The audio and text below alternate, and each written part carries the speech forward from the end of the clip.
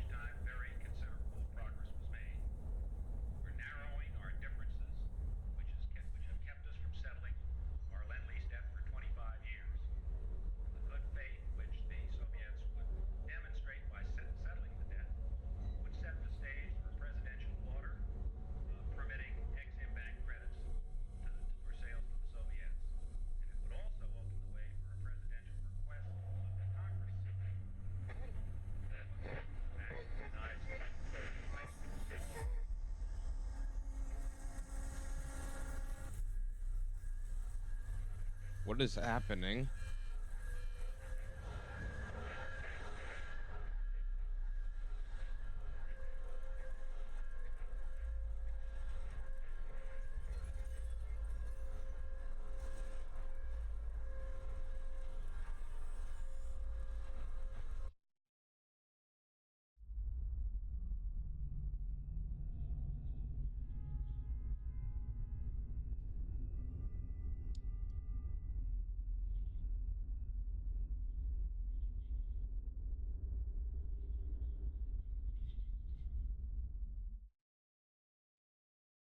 Okay, well, that was interesting.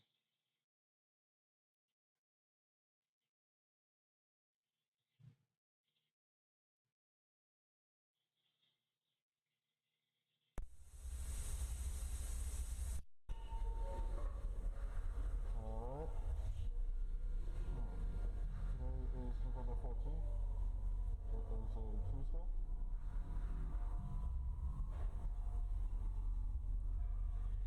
Yeah. Oh, they have doors now? It is incredibly cold.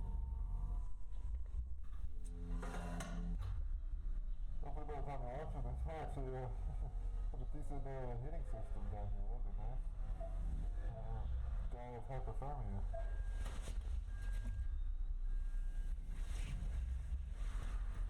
Oh, hello, camera.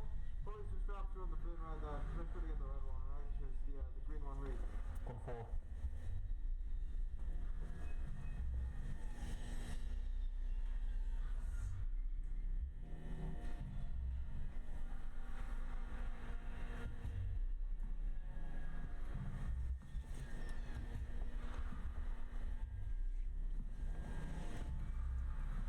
What are they trying to do now?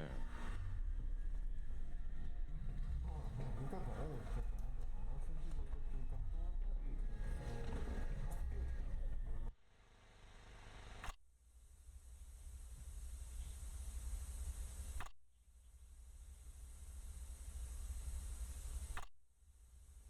Oh, are they trying to go in the ceiling?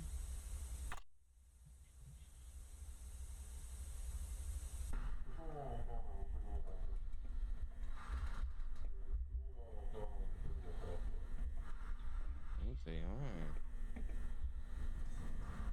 there's no insulation on top, and I'm seeing a bunch on the floor above. There's ventilation as well. You see that? You see the vents? Yeah, it goes on the box to the right.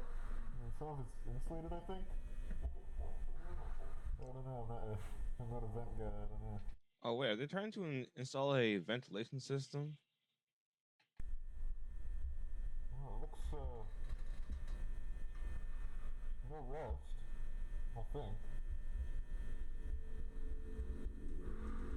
Huh. More than one floor, and I use that term loosely. We then attempted to cut power to the nearest fluorescent light fixture, a standard troffer. However, we were unable to isolate the power source, and the conduit remained live, despite the absence of any visible external power supply. The source of electrical current remains unknown at this time. Using an insulated toolkit, we carefully isolated the light fixture from its electrical conduit, extracted the troffer from the ceiling, and transported it back inside, back to standard for analysis. And they had a 0.5 meter sample of conduit was also taken, with all exposed wiring safely secured afterwards in the ceiling. So the ceiling tile extracted measures 1.27 meters by 1.14 meters, which is certainly not standard, but it's composed primarily of mineral fiber. It seems normal in composition, has a fissured texture with mild tegular edges. So just after initial analysis, the composition of the tile estimated is around 60% mineral wool, which is fibers of amorphous silicate, usually derived from the thickest basalt or slag, around 20% expanded perlite, which is primarily of silicon dioxide and aluminium oxide, and the rest is a undefined mixture of silicate material, some starch, latex polymers, and some organic fibers derived from plant materials, recycled cellulose, really. But the light troffer housing is made of galvanized steel coated with a thin layer of zinc. Inside, the fluorescent bulbs are non-standard in proportion, most closely resembling T12 bulbs. So the 4 bulbs measure 1.2 meters in length with a diameter of 38.1 millimeters.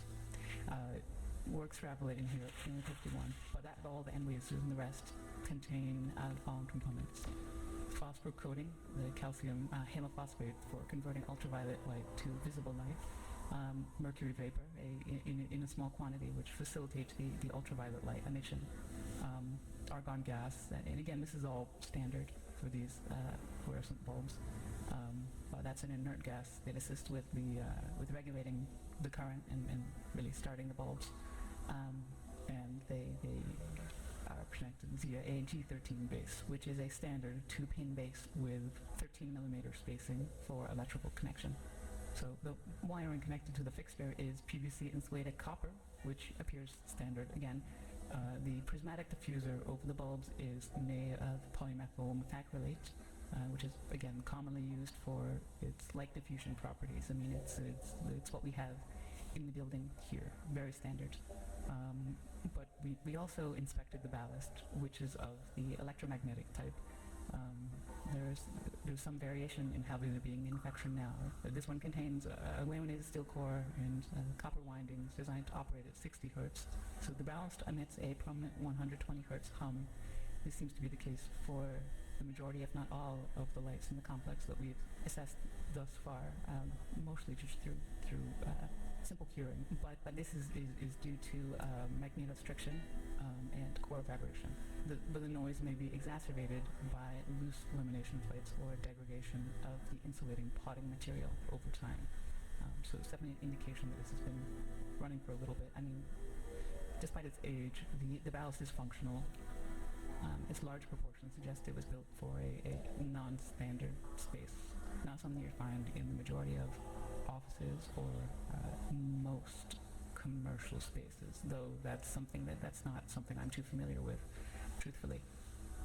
Now, we did find, so material compositions all seem expected, or we don't know what to expect here. They seem, everything we've looked at so far, again, this is rudimentary early testing, but everything seems pretty congruent with what you might expect from one of the troffer lights you could pull out of the ceiling in this building right here. So nothing too strange, but that maybe makes things even stranger. Because we look at these lights and let's see. So several labels were marked on various components of the troffer. So on the ballast, we found markings for marked it as a universal ballast, type A, manufactured in 1975 with serial number A75234X. The troffer itself is stamped 3X432, and that was manufactured in 1973 in Reading, Pennsylvania. I wonder if the Backrooms has existed for that long then, and not that many people figured out a way to get in willingly until now. Because if these lights are that old, then someone must have been in here before. And it is UL listed. And the bulbs were manufactured by Sylvania, and they're marked F40SW. That's soft white, with no visible date information. It's left blank, but it is noted as made in the USA. So, I mean, though outdated in design, the fixture appears fully functional. The stable operation of all light fixtures in the subdivision points to a continuous, potentially autonomous power source, which still remains unidentified. We're doing what we can. The materials used are durable with minimal visible wear, suggesting they were built for long-term, possibly indefinite use. So this concludes the initial findings. Further investigation is necessary to determine the source of the Okay, we're stopping right there. But so they are now studying the lights then. That's interesting. But yeah, this deserves its own video. So I'll do that one some other time. But I will sign out now. So until then, peace.